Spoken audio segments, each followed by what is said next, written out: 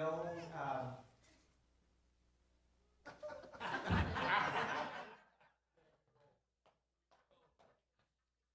Oh, this is bad. This is bad. I guess I'm going to throw that point out. No, it's not a Western show. Anyway, no, stop. And it's definitely not The World Turns or a soap opera. Twilight Zone. And I live in the Twilight Zone right now. The old Twilight Zone. And remember, people would, on occasion, basically make a deal with the devil, right? And how did that work out for them? In those shows, it never worked out right. Well, today's kind of not a Twilight Zone show, but today is about making choices. In fact, we're going to talk about Abraham and Lot. You know, the Rolling Stones song. Okay, I'll go for a little bit younger crowd now. The Rolling Stones. They had that song, "You can't always get what you want, but if you try, sometimes you might find that you get what you need." Well, many of us think this way. There are things we want, and there are things we demand, and sometimes we shouldn't get them, and God knows. And other times, God says, get what you want, but it's not what you need. So if your heart, I'll just kind of give you an ending in the start here. If your heart is aligned with God, you will both get what you want and what He needs you to have. But it is too often that we look at something and we say, man, the grass is always greener. We know that there are choices we make that are going to have consequences. But at the moment, whether we're chasing physical pleasure or a distraction to our lives, we just say, I don't care what the consequence will be. At this moment, I don't care. And then when we're hit with the consequence, why me, Lord? Haven't I tried to, except for that choice, haven't I tried to be good? Well, Abraham and Lot are going to kind of have this same decision thought. Okay, so young people, I'm talking to you now. So Abram and Lot, Abram, not Abraham yet, Abram and Lot have come along and they've been together on their sojourn, and they've gotten to the point, they've gotten so rich that they have so many camels and sheep and donkeys and goats and everything that they had, that they have found out that they cannot graze the same land. You can overgraze, especially with sheep, because they bite it all the way down to soil level. And so you can overgraze the land. And so Abram and Lot come together and say, okay, we got to have a talk here. We have got to spread out and find more land. And, you can imagine the two brothers, well, I enjoy being with you. Yeah, but your guy punched my guy in the nose last week because your sheep got in front of my sheep. And so they had this discussion because their herdsmen were fighting. And so Abram said, brother, you choose. I will be happy with any choice you make. And so as our story starts today, they're standing on this hilltop and they're looking out and they're saying, which one do I want? Which one will be better for me? Not which one will be better in the long run. Which one will make me happy and my herdsmen happy and my family's happy now and make me richer? So let's start with the scripture reading from Genesis 13, and then we'll get more into our lesson.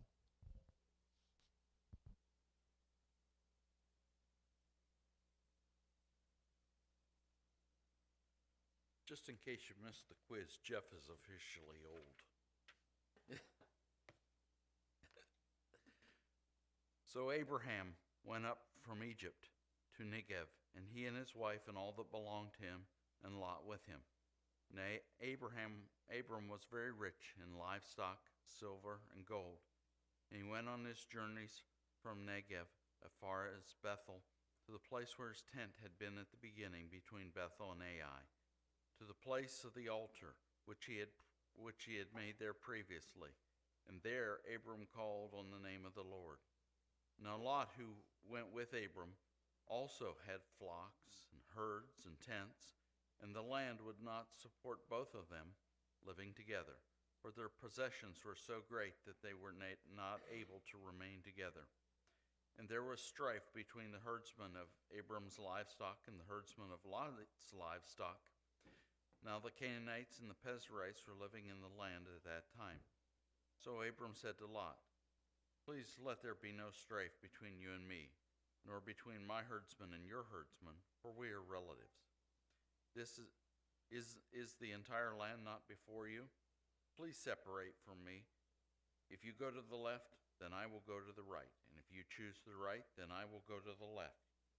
And Lot raised his eyes and saw all in the vicinity of the Jordan, that it was well watered everywhere. This was before the Lord destroyed Sodom and Gomorrah, like the garden of the Lord, like the land of Egypt, going toward Zoar. So Lot chose for himself all the vicinity of the Jordan, and Lot journeyed eastward. So they separated from each other, and Abraham settled in the land of Canaan, while Lot settled in the cities of the vicinity of the Jordan, and moved his tents as far as Sodom. And now the men of Sodom were exceedingly wicked, sinners toward the Lord.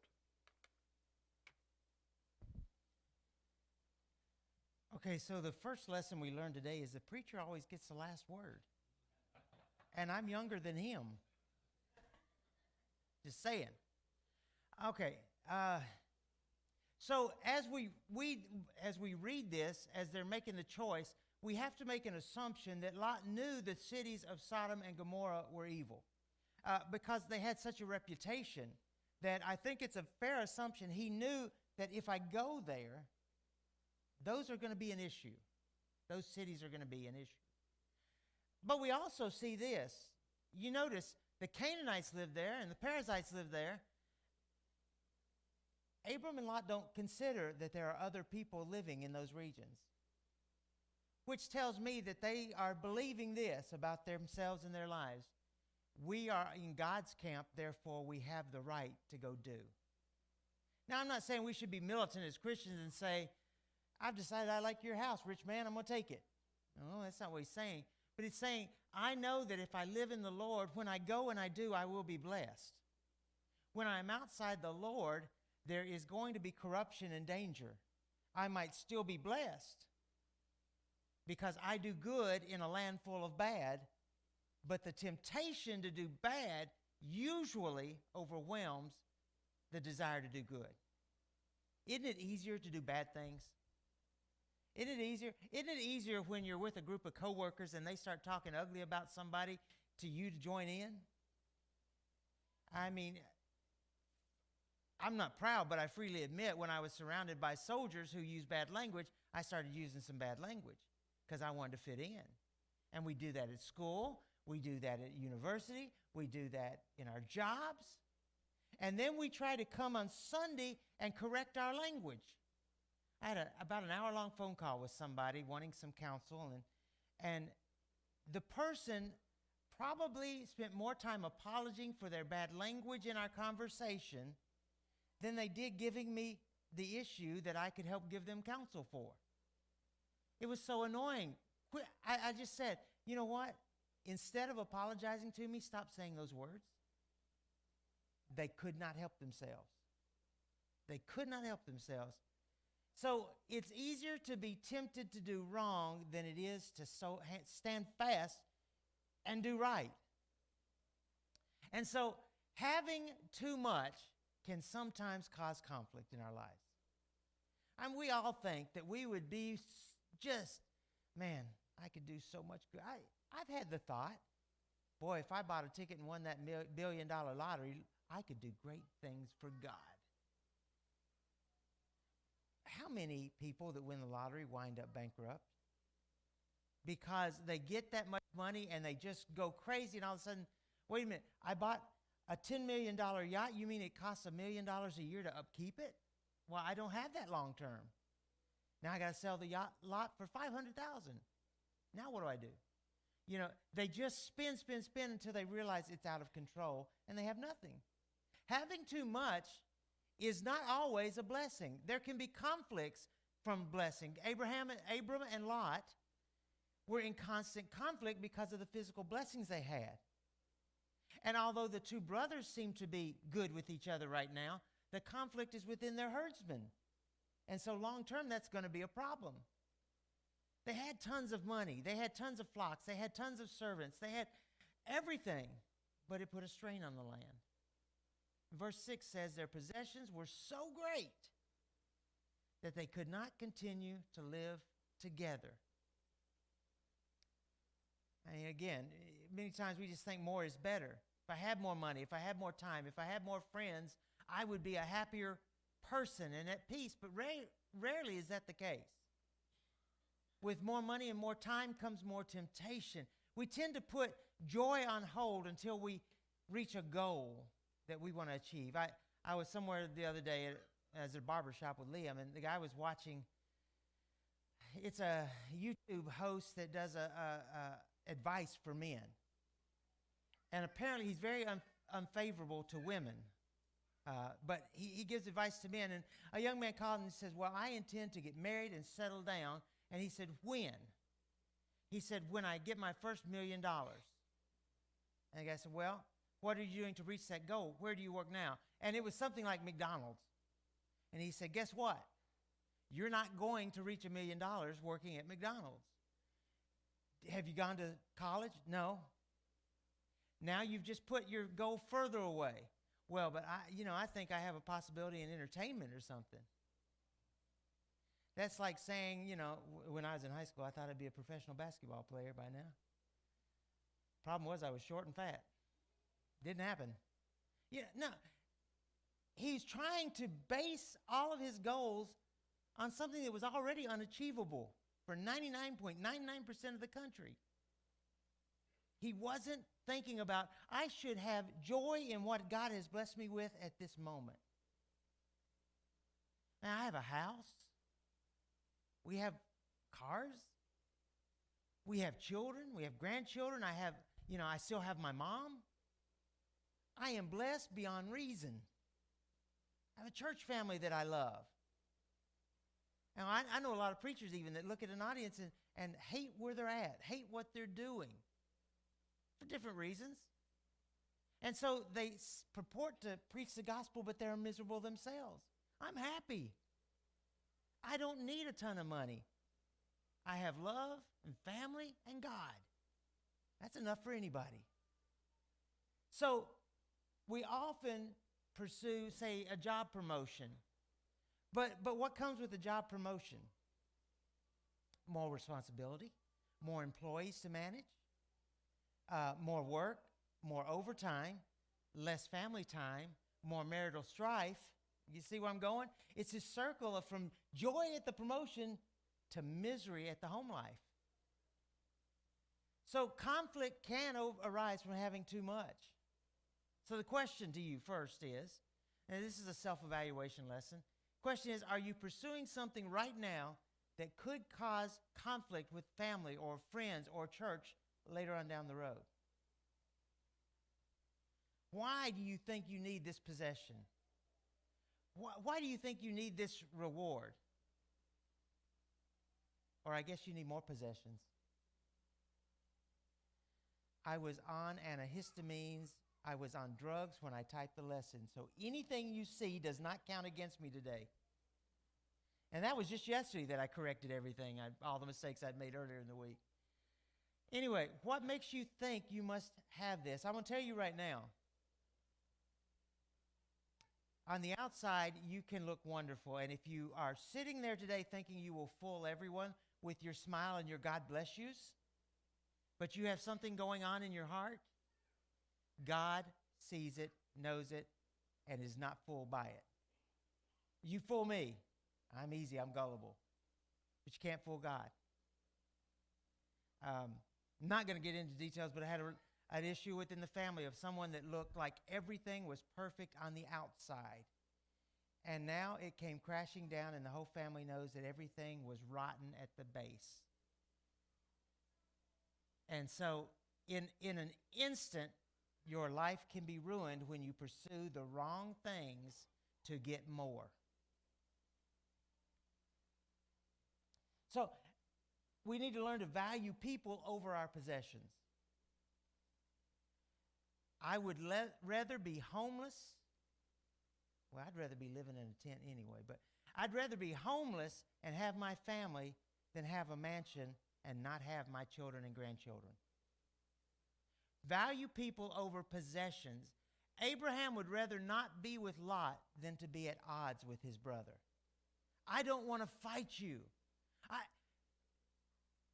How many families have I dealt with at the times of funerals that before the funeral even happens are fighting over where they get the money from the family member? Or what am I going to get out of this? And I'm thinking, you just lost your mama, your daddy. What are you doing? We must learn that what you have physically is not nearly as important as what you have in relationships. Now, I said my own children and grandchildren, but the truth is, I love all of you, but I have some people that I have known and been close to for years and years and years, and I wouldn't trade them for a possession. I have friends that I haven't spoken to in a long time, but somebody like Don Wilson, who we were in Georgia with, I could make a phone call and he would come running to help me. We're not close anymore just because of distance and time and families and all that good stuff. But we still love each other enough that we would do anything for each other. You can't trade those friendships, those relationships. Abraham says, whatever you want. I'm going to tell you now, if you will work within your family to have an attitude of Daryl, I don't need this. Whatever makes you happy, I want to do. That will start to reciprocate. Even if it didn't in the beginning, you will start to. Now, yes, there are those people that are just so greedy that you will lose. But wouldn't you rather lose than be miserable and feel guilty? He says, separate yourself from me, Lot. You go to the left, I'll go to the right. Or if you go to the right, I'm fine. I'll go to the left, whichever. Now, as this region they're talking about, as they stand up on this hilltop, where the Jordan River Valley was, it was lush and green. There was grass. On the other side of it was scrub brush. Now, the sheep and all will be okay. They can eat that. But that means his herdsmen have to travel far and wide to get enough to eat every day and to be able to circle wide so that when they come back around, there's more there. Whereas in this lush, green, well-watered valley, it's always going to be there. They don't have to travel. So his livestock gets faster and goes to market sooner. So you choose. I will be happy. I value you as my brother more than I value my livestock. He refuses to let positions trump relationship. Now, part of learning to stand down like that comes from recognizing the value of people and that people do matter more than a possession. We may get what we want at times, but in the process, we lose who we are as a person. Thomas Watson founded IBM. Y'all all heard of IBM? And as his companies grew, he was at a meeting one day, and everyone was just whining about their business. And they set a stack of papers in front of him. And they were talking about these are the biggest threats to our future as a company. And he looked at it and swept his hand in the pile and just sent them all on the floor. Just threw them everywhere. And he said, there aren't categories of problems here. There's just one problem that we're not thinking of right now, our customers. If we do what's right for our customers, we will do right as a company. And he walked out of the meeting. And we all know Thomas Watson got rich off IBM because he put people first. So recognize the value of people. Mark 16:9, Jesus rose early in the day of the first day of the week, and he appeared first to Mary Magdalene, out of whom he had driven 7 demons. And this was a woman that once he approached her as a person, not as a sideshow freak, not as a person that must have done something bad to be treated this way by the devil. Once he treated her with compassion, she followed him everywhere throughout his ministry. She's there, every reference we see. Matthew 8:2-3. And a man with leprosy came up to Jesus and bowed before him and said, Lord, if you are willing, make me clean. And Jesus reached out and touched him. He touched a man who is so infectious that Jesus could have gotten that and died. He touched a man that would walk through the streets himself yelling, unclean. He was considered in the Middle East untouchable. He lived a life that he could only interact with people with the same disease. And Jesus laid his hand on him and said, I am willing. And immediately the leprosy was cleansed. Why? Because Jesus valued that man's life over his own. So the question, are you focusing more on possessions and achievements, and it comes at a cost to people? People in your life, people in the church, people in your office? I worked for a guy at one point that all he cared about was his next promotion. And as a result, he would do anything to make himself look good, and if it meant he make you look bad, if he had to embarrass you, he would. If he had to punish you falsely, he would. He didn't care. He just had to get a promotion. And he rose through the ranks. And he went through the wives. And he went through the misery. And I'm assuming, if he's not dead yet, he's going to die a lonely old man. Because no one could stand being near him. Oh, everybody patted him on the back and said what a great job he did, but nobody meant it. Imagine how many conflicts could be resolved if we just went into it saying, I want the best for you in this discussion. I want the best for you in this outcome.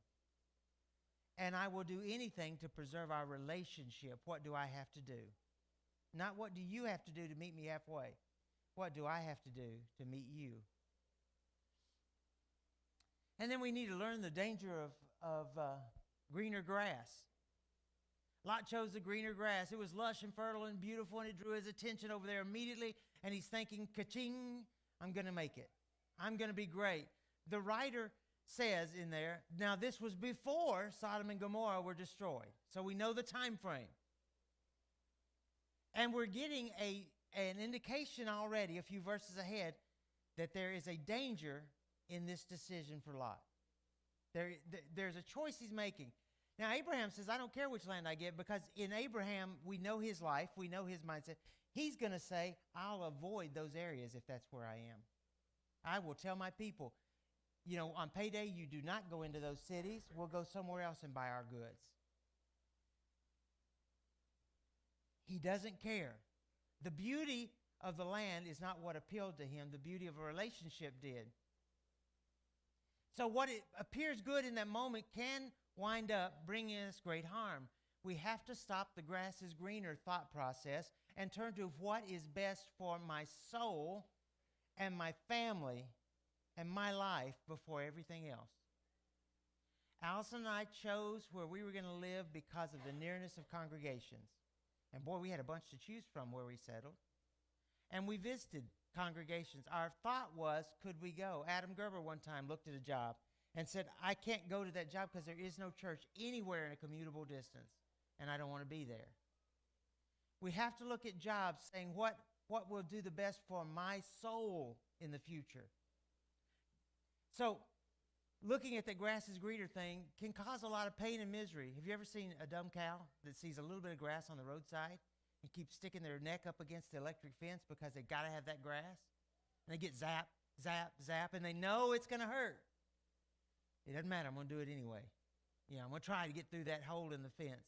Proverbs 2, verses 11 and 12 says, wise choices will watch over you. Understanding will keep you safe, and wisdom will save you from evil people, from those whose words are twisted. Wise choices. Now, wisdom comes with thought. Comes with experience, but it also comes with thought. Before I make this choice, let me pray about it. Let me think about what is best. Let me consider what could happen. Have you ever watched a chess player? Especially really good ones. They'll sit there and they'll look at that piece, and what they're doing is they're staring at it, is saying, if I move that there, he'll move that there, he'll move that there, I'll move that there, we'll move this here. And he's looking 10 or 13 moves ahead of time. So let's look at it, If you take this job, you get $5 an hour raise. Great. Slow down. What are the costs of having this job for more money? Speaking of which, by the way, I was talking to the barber that I took Liam to the other day. He said, he said, you know, Christmas is tough this year, man. Prices have gone up. It's expensive. And so he said, I took a job for $17.50 an hour at Walmart overnight stocking shelves. And he said, at the end of the first night, I told them I quit. Because he said it was not worth me working all day in this barber shop, then working all night, not seeing the family just so I could buy one more toy. That's basically how he said it. Liam's going to tell me later that wasn't a direct quote. But anyway, basically what he was saying, he said the money wasn't worth it. Then guard against thinking bigger is always better. Philippians 4:11-13. Not that I speak from need, this is Paul speaking, for I have learned to be content in whatever circumstance I am. I know how to get along with very little. I know how to get along in prosperity. In any and every circumstance, I've learned the secret of being filled and going hungry, both of having an abundance and suffering in need. I can do all things through him who strengthens me. If the bottom line to this is no matter whether you're full or you're hungry, trust in God, you'll be okay. You may still be hungry, but you'll be okay. You'll survive. God never promises you will get rich if you commit yourself to him. But he guarantees you'll be okay in the long run, at the very least. Now, we can rest in God's provision as I lead into that. God had a plan and a place for Abraham. The Lord would provide. Abraham trusted in that, and so that's why he's okay, because he had built trust with God. Remember what it reminded us? When he came back to camp in the place where he had built an altar, finished the sentence, to worship God beforehand. He had already been there before, and when he was there, he was worshiping, and now as he comes back around, he's still worshiping. That's what it's saying to us. He said, God will make good on his promises, Genesis 12:1-7. God will take care. God will provide. He didn't need to fight with Lot because God would provide. He didn't need to cause conflict because God would provide for him. And so if he took the desert land, he would still make it. He'd be okay. As Christians, we have the ultimate provision from God.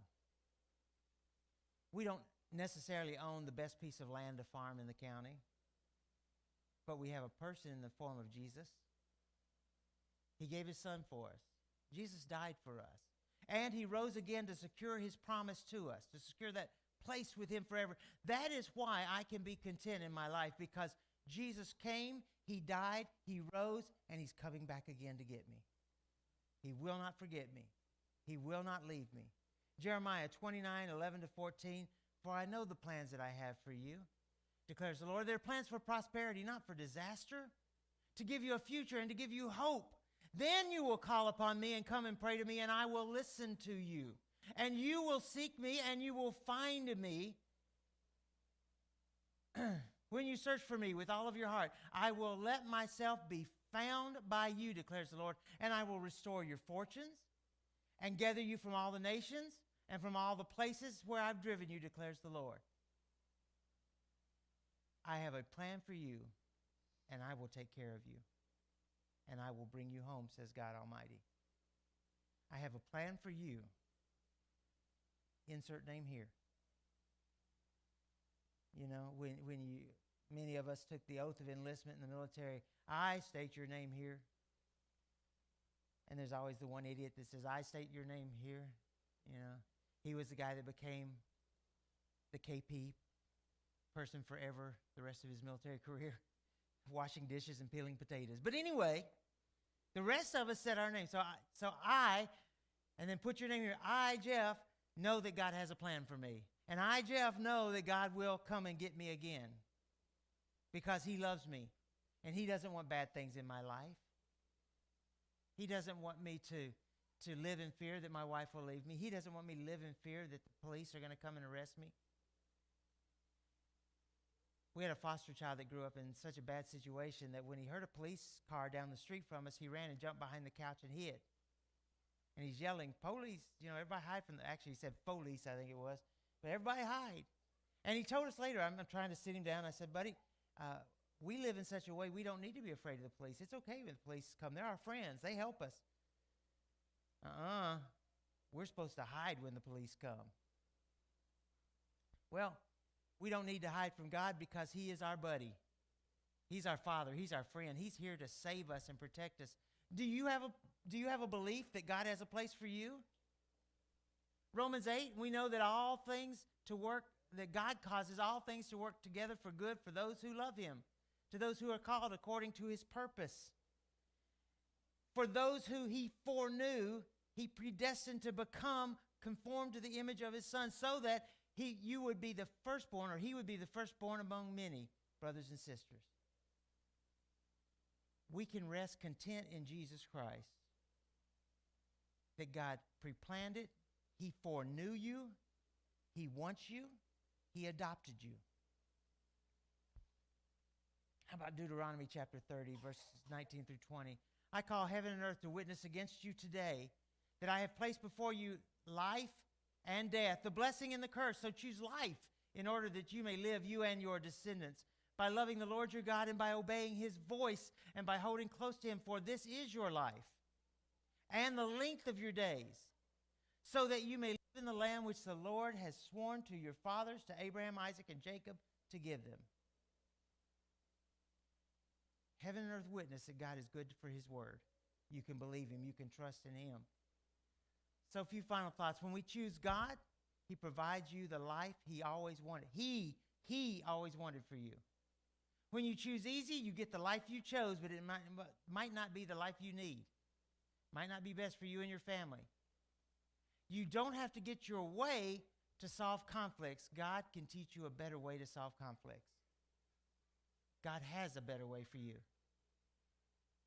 If you'll just look to Christ as your joy, and if you learn to find your contentment in him. We have to learn to find contentment in Christ. Today, if you have a need in your life to help you find contentment in God, we'd like to help you with that. I can promise you this: if you are not a child of God, there is no contentment. You will never find peace within yourself.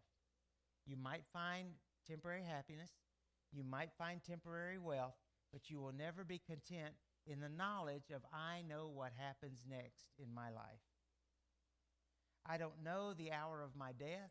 I don't know the way of my death, but I know what happens to me one moment after my death, that I get to go and be with God. I know that my wife lives in such a way that I will get to be with her again. Now, I know we're not married and all those things in heaven, but at least I have the security of knowing where she will be with me. Isn't that worth something to you? Isn't that better than any momentary pleasure you might find? If we can help you find that, we give you an opportunity now while together we stand and while we sing.